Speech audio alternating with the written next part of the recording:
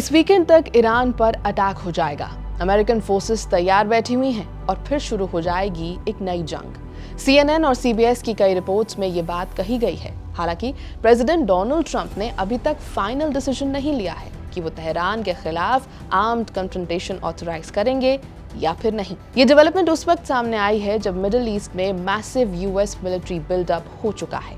यहाँ warships, fighter jets और refuelling aircraft तैनात कर दिए गए हैं।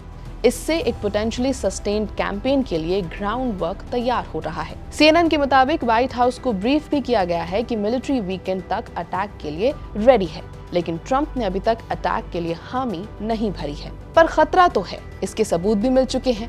इन एविडेंसेस पर स्पेशल रिपोर्ट मैंने ही ABP लाइव पर की है। लेकिन US ईरान को अटैक क्यों करेगा, आज बात इसी पर। नमस्कार, मेरा नाम है श्वेता शर्मा और वॉशिंगटन और तेहरान के बीच जंग का खतरा बढ़ता जा रहा है। 6 बड़े फैक्टर्स हैं जो इंडिकेट करते हैं कि ट्रंप जल्दी ही डिसीजन ले सकते हैं। सबसे पहले न्यूक डील। सबसे बड़ा factor long running nuclear dispute है। दोनों देश महीनों से ऑफ एंड ऑन टॉक्स कर रहे हैं। मंगलवार को जिनीवा में US और ईरानियन ऑफिशियल्स ने बातचीत की थी। इनका एम था US मिलिट्री इंटरवेंशन को अवर्ट करना। ईरान ने बाद में कहा कि दोनों तरफ से डील के लिए गाइडिंग प्रिंसिपल्स पर सहमति बन गई है। लेकिन white house press secretary Karoline Leavitt ने बुधवार को कहा कि थोड़ा प्रोग्रेस हुआ है, पर दोनों साइड्स कुछ इश्यूज पर स्टिल वेरी फार अपार्ट हैं। उन्होंने ये भी कहा कि स्ट्राइक के फेवर में मेनी रीजंस एंड आर्गुमेंट्स दिए जा सकते हैं। साथ ही वार्निंग भी दे दी कि Iran would be very wise to make a deal. Trump कई बार कह चुके हैं कि वो नया न्यूक्लियर डील चाहते हैं, लेकिन कभी कभी वो रिजीम चेंज की बात भी करते हैं। इससे ये पॉसिबिलिटी खुल जाती है कि कोई भी नया मिलिट्री ऑपरेशन सिर्फ न्यूक्लियर टारगेट्स तक सीमित नहीं रहेगा। दूसरा बड़ा रीजन है प्रोटेस्ट्स। जनवरी के शुरुआत में ट्रंप ईरान पर स्ट्राइक करने के करीब आ गए थे। ये डिसीजन ईरानियन रिजीम द्वारा हजारों प्रोटेस्टर्स के किलिंग्स के बाद सोचा गया था। उन्होंने USS लिंकन को मिडिल ईस्ट भेज दिया था। ईरान में प्रोटेस्ट शुरू में इकोनॉमिक ग्रीवियंसेस की वजह से हुए थे। बाद में ये इस्लामिक रिपब्लिक के खिलाफ एक मास मूवमेंट बन गया। 1979 इस्लामिक रेवोल्यूशन के बाद से जो क्लरिकल लीडरशिप पावर में है, उसने डेमोन्स्ट्रेशंस को डेडली फोर्स से क्रश किया था। कई ओपोनेंट्स को लगता है कि बाहरी इंटरवेंशन ही एक बदलाव ला सकता है। ट्रंप ने ईरान को वार्निंग दी थी कि अगर प्रोटेस्टर्स को मारा गया तो US मिलिट्री इंटरवीन करेगा। उन्होंने ईरानियंस को स्टेट इंस्टीट्यूशंस टेक ओवर करने के लिए भी एनकरेज किया था। उन्होंने कहा था help is on the way. पिछले महीने उन्होंने स्ट्राइक्स ऑर्डर करने से पुल बैक कर लिया।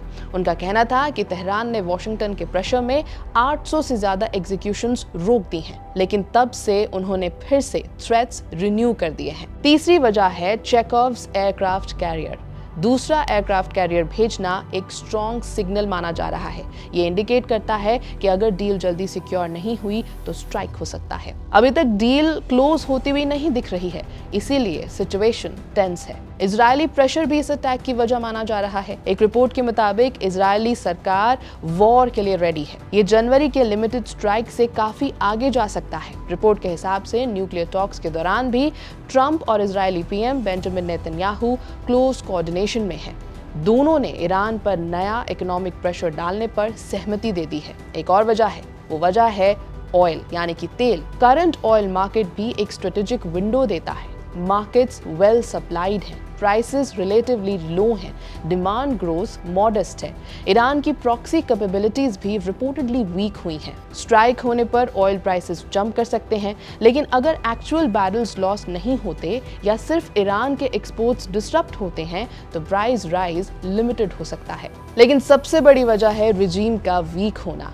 एक और फैक्टर ईरानियन रिजीम की परसीव्ड वीकनेस भी है। अयतुल्ला सईद अली खमेनेई की लीडरशिप को मैसिव प्रोटेस्ट ने चैलेंज किया हुआ है। पिछले साल के इजरायली और US स्ट्राइक्स ने भी रिजीम को डैमेज किया था। अगर अटैक होता है तो ईरान रिटेलिएशन करेगा, लेकिन इजरायली और US ऑफिशियल्स को लग रहा है कि इस बार रिटेलिएशन लिमिटेड होगा। अब असल में होगा क्या और कब, ये जरूर देखना होगा।